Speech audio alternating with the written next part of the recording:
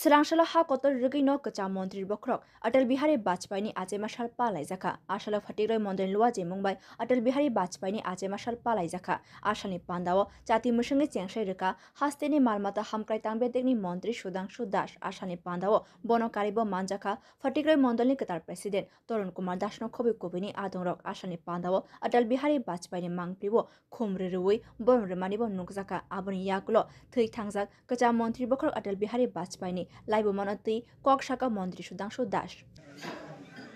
এই ইতিহাসটা আপনাদের সবাইকে জানতে হবে এবং সেটা অনুভব করতে হবে। আজকের দিনে যারা ছোট ছোট বিষয় নিয়ে রাগ করে ক্ষমতার জন্য অর্থলোভের জন্য যারা রাজনীতিতে ঝগড়া করে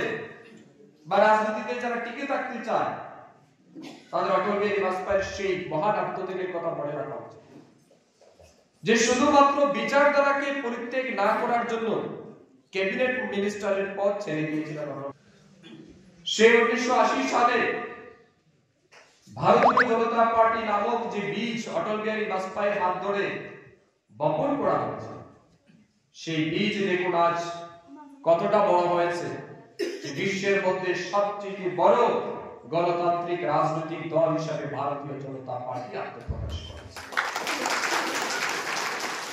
এই ভারতীয় জনতা পার্টির সফলতার পেছনে অটল বিহারী বাজপেয়ীর অবদান অনস্বীকার্য। 1984 সালে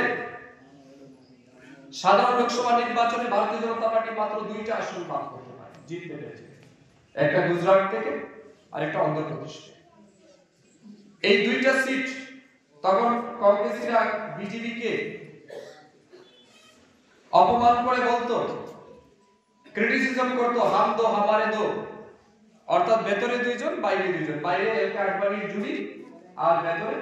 2 জন সাংসদ, একজন রেড্ডিজি একজন প্যাটেলজি, একে Patel. Ashalni Pandao Fatigroi Mondolni Qatar President Torun Kumar Das no bo kha kahamia farka amchaini MLA eba montri Sudhangshu Das Qatar President no yak romui faine shalo bodol no te bo krak khlaina bagino kok kasarka montri Sudhangshu Das Bureau Report Kok Khorang